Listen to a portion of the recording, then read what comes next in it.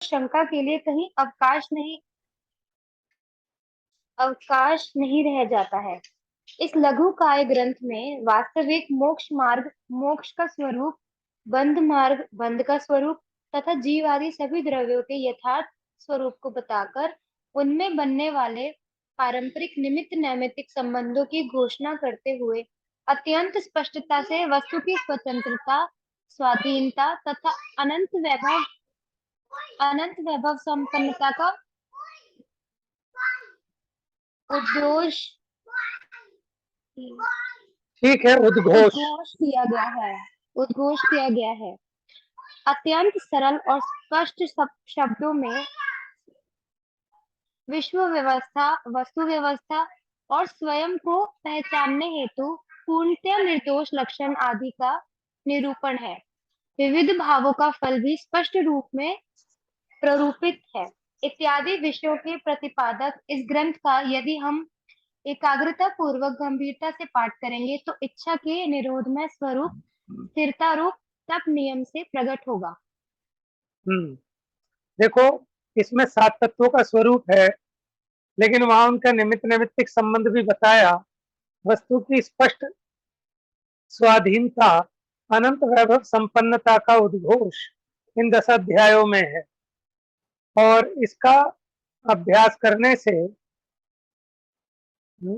इच्छा के निरोध रूप तप नियम से प्रकट होगा।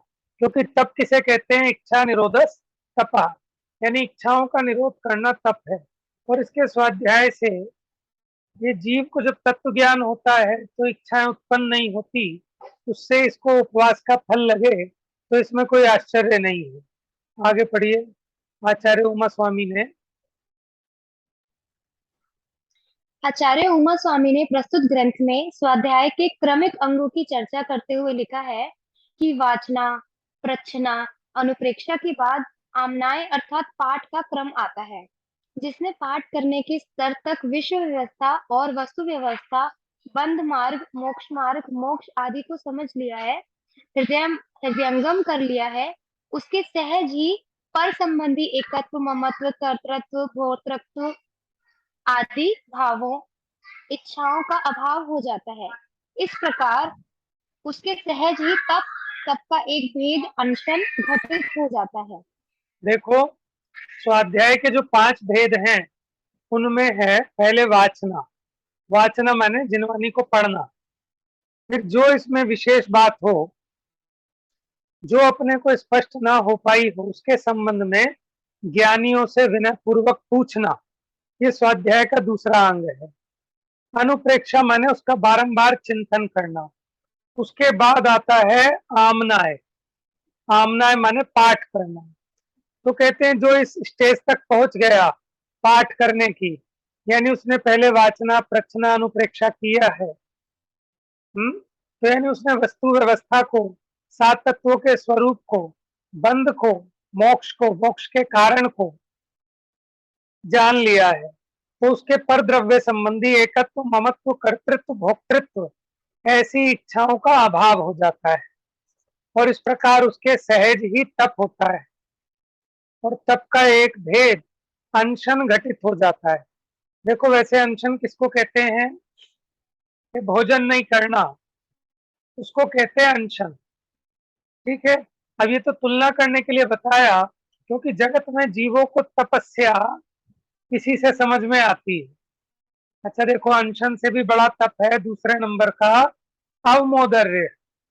अवमोदर्य में क्या होता है कि भूख से कुछ कम खाना।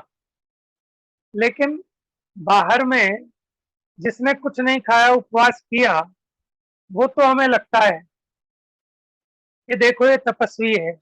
लेकिन जिसने भोजन किया लेकिन अपनी इच्छा को कंट्रोल करके भूख से कुछ कम खाया, वो हमें तप नजर नहीं आता। जबकि देखा जाए तो अनशन से ऊंचा तप अवमोदर्य है। क्यों? क्योंकि इसमें इच्छा का निरोध अधिक है। देखो, भोजन के लिए नहीं बैठना, ठीक है, ये तो तप है ही। लेकिन बैठ गए और बैठने के उपरांत अपनी मन मर्जी का एक स्वादिष्ट व्यंजन होने पर भी अपनी इच्छा को रोककर भूख से कम खाना, ये दूसरे नंबर का तप है। और इससे भी बड़ा तीसरे नंबर का रस परित्याग, के भोजन तो करना लेकिन बिना स्वाद के, तो उसमें अपेक्षा नहीं रखना कि बराबर नमक हो, खटाई हो, मिर्च हो, गरम हो, इन सब चीजों का त्याग करना, तो इसमें और भी अधिक इच्छा का निरोध होने से वो अधिक बड़ा तप है।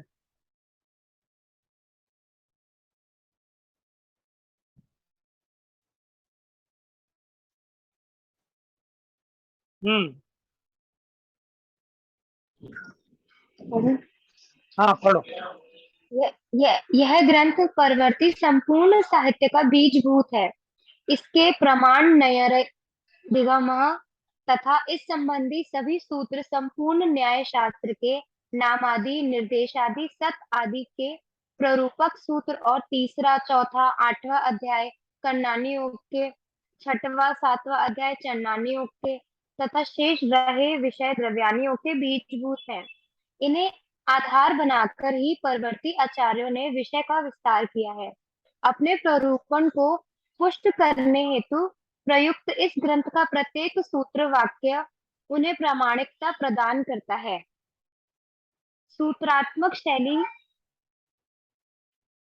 देखो यहाँ क्या कहा इस पैराग्राफ में, माने ये ग्रंथ जो है इसके बाद के जितना साहित्य है उसके बीज रूप है, क्योंकि जो पहला अध्याय है इसका ये बहुत फेमस सूत्र है, प्रमाण नय रदिगमः, माने प्रमाण और नयों से इन तत्वों का अधिगम होता है तथा इस संबंधी सभी सूत्र संपूर्ण न्याय शास्त्र के, क्योंकि इसी के आधार पर सारा न्याय शास्त्र खड़ा है, प्रमाण और नयों की स्वरूप बताने के पीछे। फिर नाम निर्देश सत आदि के प्ररूपक सूत्र, तीसरा चौथा, देखो तीसरा चौथा इसमें ये तीन लोकों की रचना आदि का वर्णन आ गया तीसरे चौथे में।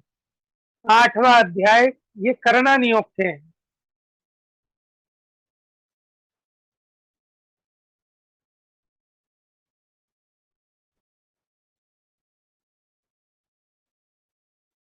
छठवां सातवां अध्याय चरणा नियोग के हैं, क्योंकि देखो छठे सातवें में अनुव्रत महाव्रत आदि की चर्चा है, इसलिए वो चरणा नियोग के हैं।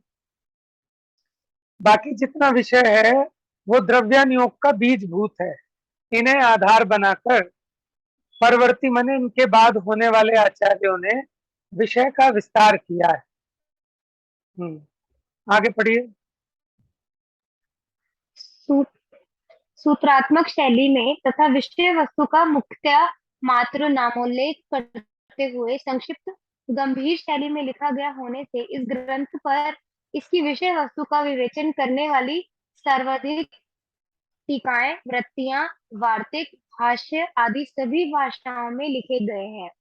इनमें सर्वार्थ सिद्धि, तत्वार्थ, राजवार्तिक, तत्वार्थ सार, आचार्य अमृत चंद्रकृत, तत्वार्थ श्लोक वार्तिक, तत्वार्थ वृत्ति, अर्थ प्रकाशिका आदि ग्रंथ प्रमुख हैं। इन सबके गंभीर अध्ययन से यद्यपि तत्वार्थ सूत्र की विशेष विषय वस्तु स्पष्ट हो जाती है, तथापि ऐसा प्रतीत होता है कि न जाने अभी और भी कितने रहस्य इन सूत्रों में भरे पड़े हैं। इस प्रकार यह लघुकाय ग्रंथ स्वयं में सागर के समान अगाध गंभीरता को गर्भित किए हुए है। परवर्ती संपूर्ण साहित्य के बीजभूत इस ग्रंथ का तल स्पर्शी अध्ययन, मनन, चिंतन ही इसे समझने का एकमात्र उपाय है। देखो इस ग्रंथ पे सबसे ज्यादा आचार्यों ने और विद्वानों ने टीकाएं लिखी हैं। माने अभी भी ऐसा लगता है कि इसमें बहुत गंभीरता है, बहुत रहस्य है, जो कि इसके अध्ययन मनन चिंतन से समझा जा सकता है। आगे पढ़िए। इस प्रकार प्रस्तुत तत्पाद सूत्र ग्रंथ लिखकर आचार्य उमा स्वामी देव ने जिनवानी माँ के न्यायिक, सैद्धांतिक, आध्यात्मिक, दार्शनिक, सुखमय जीवंत प्रायोगिक जीवन शैली आदि विधामय साहित्यिक कोश को समृद्ध किया है। ठीक है, माने साहित्य में जो जैन साहित्य है उसको एक बहुत ऊंचा आयाम प्रदान किया है इन टीकाओं के माध्यम से। क्योंकि इसमें न्याय का, सिद्धांत का, अध्यात्म का, दर्शन का, ये सब इसमें आपको मिलता है। आगे देखिए,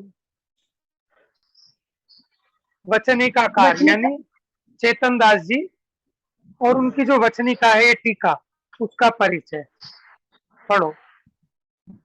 उत्तर प्रदेश स्थित सहारनपुर जिले के रामपुर मनिहारान नगर को अपने जन्म से कृतार्थ करने वाले गोयल गोत्रीय नर रत्न पंडित चेतन दास जी पंडित लालूमल जी के शिष्य थे। प्रस्तुत ग्रंथ की प्रशस्ति में आपने अपना संक्षिप्त परिचय दिया है। तदनुसार आपका जन्म लगभग सन 1871 में हुआ था। 13 वर्ष की उम्र सन 1884 से आपने वहां प्रचलित तेरह पंथी शैली में अध्ययन प्रारंभ किया। अनेक अनेक विद्वानों धार्मिक जनों की संगति से आपका जीवन चार अनुयोगमयी जिनवानी में प्रतिपादित तत्वार्थों के चिंतन मनन में ही व्यतीत होने लगा। आपने पुराण, चरित्र ग्रंथ, श्रावकाचार, यत्याचार, सिद्धांत, न्याय, दर्शन, अध्यात्म संबंधी अनेक अनेक ग्रंथों का एकाग्रता पूर्वक स्वाध्याय किया। इन सभी का उल्लेख आपने स्वयं वचनिका के समापन में किया है। सन 1897 फाल्गुन कृष्ण पंचमी दिन शुक्रवार को आपने पंचायती मंदिर रामपुर मनिहारान में इस वचनिका का लेखन कार्य प्रारंभ किया, जो सन 1913 की चैत्र शुक्ल दशमी दिन बुधवार को निर्विघ्न संपन्न हुआ। इस कृति से आपकी अध्ययनशीलता, बहुशास्त्र विज्ञता, बहुभाषा थोड़ा सा नीचे करें। बहुभाषा विद्ता, बहुभाषा विद्ता, निरभिमानता। निरभिमानता निरभिमानता आदि का स्पष्ट परिचय प्राप्त होता है। हम्म संस्कृत प्राकृत भाषा के आप पढ़ो हम्म। अच्छे जानकार थे। आपको तत्वार्थ श्लोक वार्तिक का हिंदी अनुवाद प्राप्त नहीं था। मूल संस्कृत से ही उसका अध्ययन कर आपने इस ग्रंथ में उसका भरपूर उपयोग किया है।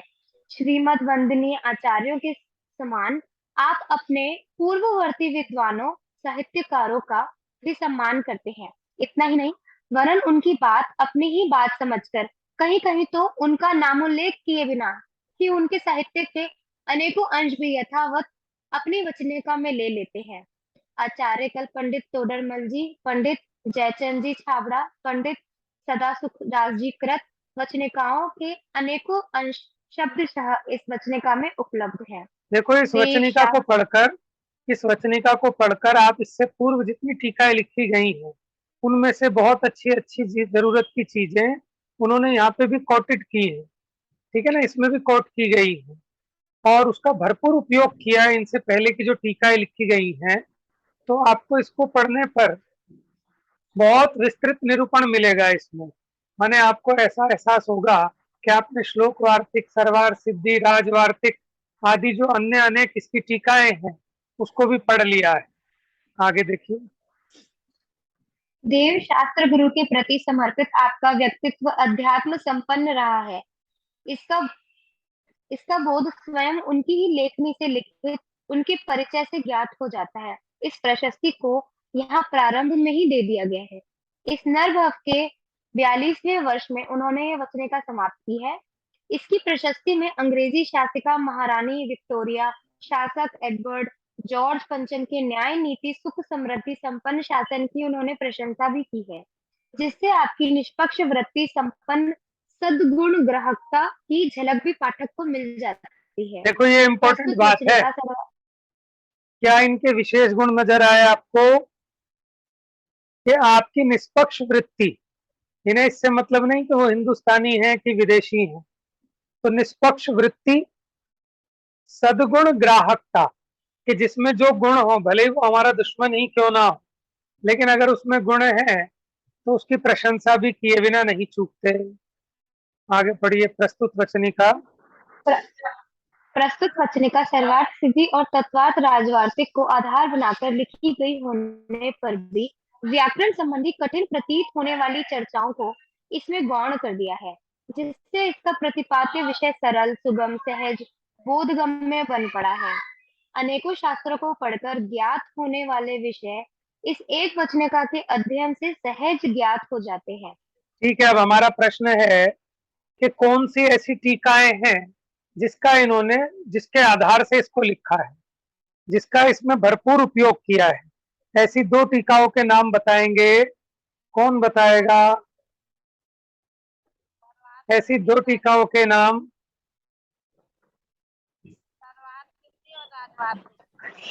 ठीक है, सरवार सिद्धि किसने लिखा? सरवार सिद्धि किसने लिखा? हाँ जी, पूज्य पाद स्वामी। और तत्वार्थ राजवार्तिक किसने लिखा?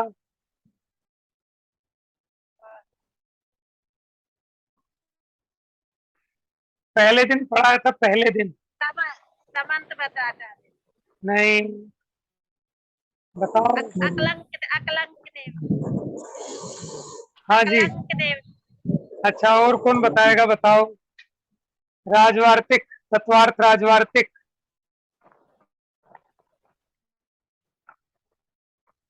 हाँ, नहीं, अकलंक देव। हाँ, अकलंक देव ने। ठीक है, और तत्वार्थ श्लोक वार्तिक किसने लिखा है? आचार्य विद्यानंद स्वामी ने। ठीक है, हाँ। तो इस टीका में मूल रूप से इन्होंने जिन दो टीकाओं का प्रयोग किया है वो है आपकी तत्वार्थ राजवार्तिक और दूसरी सरवार सिद्धि। और ये दोनों टीकाएं संस्कृत में ही थी इनको उपलब्ध, हिंदी तो बाद में हुई है इसकी, है ना। अच्छा, आगे अब और कौन पढ़ेगा? दूसरा पढ़िए, थक गई होगी, समय भी होने वाला नहीं, है। मैं पढ़ लूंगी। पढ़ लोगे? चलो पढ़ो फटाफट।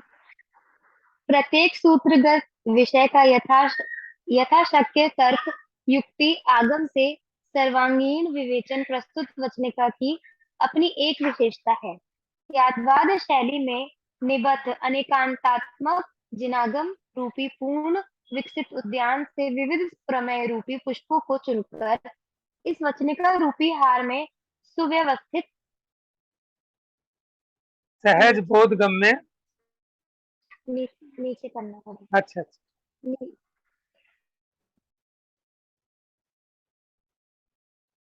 सहज बोधगम्य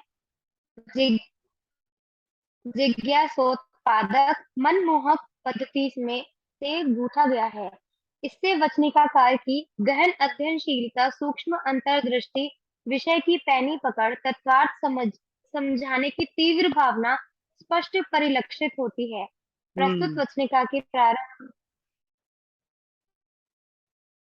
वचनिका के प्रारंभ में यह वचनिका लिखने का विधिवत कारण बताकर श्रुत परंपरा को स्पष्ट करते हुए श्वेतांबरों में प्रचलित 84 बातों का उल्लेख कर आचार्य परंपरा और उनके द्वारा की गई साहित्य साधना का वर्णन किया गया है। इसके बाद सभी प्रकार के दुराग्रहियों की शंका का समाधान कर स्वाध्याय की प्रेरणा देते हुए देवशास्त्र गुरु का स्वरूप स्पष्ट किया है। देखो अब क्या क्या विषय आएगा वो बता रहे हैं, ध्यान से सुनना। सबसे पहले क्या प्रारंभ होगा कि श्वेतांबर कोई 84 बात कहते हैं जिनको वो कहते हैं अछेरा, कि उन बात के ऊपर चर्चा मत करो, नो डिस्कशन, उसको कहते हैं अछेरे। तो ऐसे 84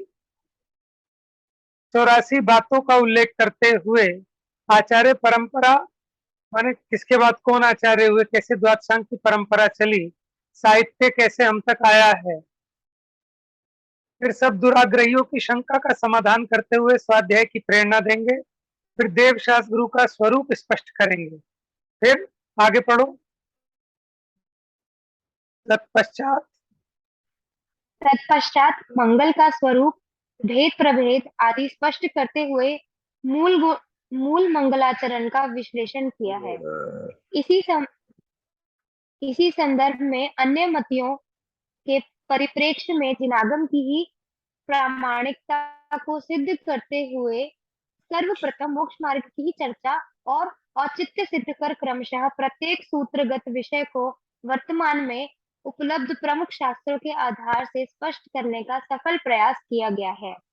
इसमें प्रसंग पाकर तीर्थंकर के अतिशय, समशरण, धर्म, निक्षेप, सप्तभंगी, पंचलब्धि, जीव समास, गुणस्थान, मार्गणास्थान, सत्य वचन, अनुभय वचन, पर्याप्ति, प्राण आदि 24 स्थानों का विवेचन है।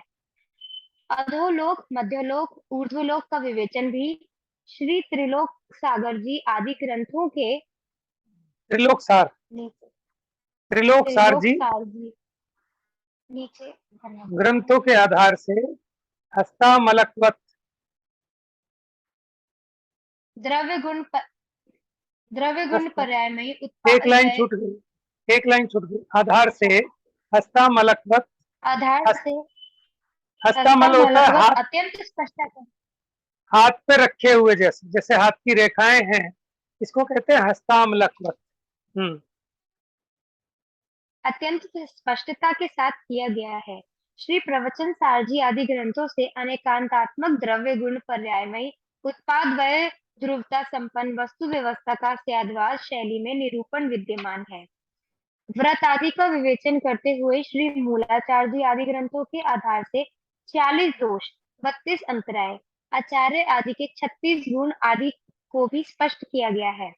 संयम आदि के माध्यम से साधक दशा की विविधता का भी इसमें विशद विवेचन है। निष्कर्ष यह है कि कर्णानुयोग, द्रव्यानुयोग, चरणानुयोग संबंधी प्रत्येक विषय को हृदयंगम करने के लिए यह वचनिका अत्यंत उपयोगी है। अतः प्राकृत संस्कृत भाषा से अनभिज्ञ होने पर भी उन सभी को जानने के इच्छुक व्यक्तियों को अनेकानेक विषयों का एक साथ ज्ञान कराने में सक्षम इस ग्रंथ का स्वाध्याय गंभीरता पूर्वक अवश्य करना चाहिए। न्याय, व्याकरण, गणित संबंधी क्लिष्टता में प्रवेश किए बिना ही कर्णानुयोग आदि 3 अनुयोगों की सहज बोधगम्य समग्र विषय वस्तु को हृदयंगम करने के इच्छुक ज्ञान पिपासु जीवों के लिए प्रस्तुत वचनिका सहज उपलब्ध भागीरथी गंगा के अविरल प्रवाहवत है।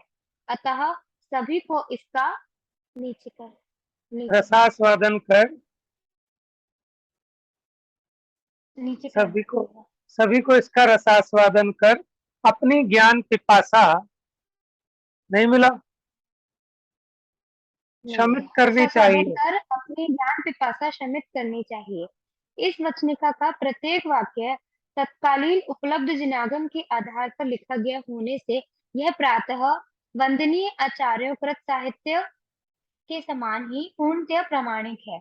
यह सरल सुगम हिंदी भाषा में है, अतः सभी को इसके स्वाध्याय आदि में प्रवृत्ति करनी चाहिए। इससे तत्वार्थों का निर्णय कर मोक्ष मार्ग संपन्न जीवन बन सकेगा। परम यथाख्यात चरित्र प्राप्त हो, समस्त दुखों से पूर्णतया रहित, साथ ही अनंत अव्याभात सुखमयी सिद्ध दशा प्राप्त हो सकेगी। सभी इसके अध्ययन आदि में प्रवृत्ति करें, यही भावना है। ठीक है, अब ग्रंथ प्रारंभ होता है। थोड़ा सा इसका मंगलाचरण आज पढ़ते हैं, फिर विशद चर्चा इस पर कल से प्रारंभ करेंगे। तो इसमें बहुत सरलता से बहुत बड़े बड़े ग्रंथों के विषय अपने को पढ़ने में मिलेंगे। देखिए, श्रीमद आचार्य उमा स्वामी द्वारा रचित तत्वार्थ सूत्र के प्रथम अध्याय की पंडित चेतन दास जी कृत ढूंढारी यानी ब्रज भाषा में वचनिका टीका तत्वार्थ सार का खड़ी बोली हिंदी भाषा में अनुवाद। तो खड़ी बोली वो है जो हम बोलते हैं हिंदी की, इसका अनुवाद कल्पना बहन जी ने किया है, जो हिंदी में अनुवाद किया है। अच्छा, अब मंगलाचरण। शुद्ध तत्व के अर्थ का लिया सार जिन राय, उन पद नमो त्रियोग से होए इष्ट सुखदाय। सकल गे आदे का नए प्रमाण विस्तार, शब्द ब्रह्म को मैं नमो स्यात् पद युत श्री का। आशावास उदास जग मग शिव चरण चरेश, चरण शरण चित आचरू भ्रम तम दुरन दिनेश। पंच इष्ट पद को नमु नमु चैत्य ग्रह सार, जैन धर्म वच वंद के करूं मंगलाचार।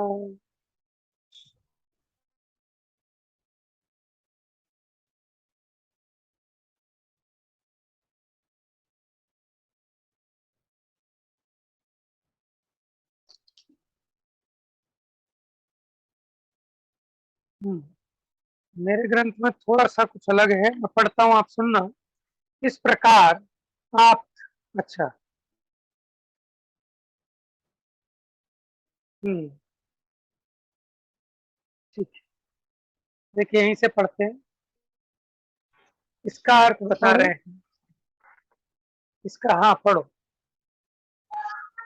शुद्ध तत्व संबंधी अर्थ के सार को प्राप्त जिनेंद्र भगवान के चरणों में मन वचन काया की एकता रूप प्रयोग पूर्वक नमन करता हूँ। इससे सुखदायक इष्ट की प्राप्ति होती है। न्याय और प्रमाण के माध्यम से समस्त ज्ञेय और उपादेय का विस्तार करने वाले स्यात् पद सहित स्वाध्याय शैलीमय श्रीकार वैभव संपन्न शब्द ब्रह्म जिनागम को मैं नमन करता हूँ।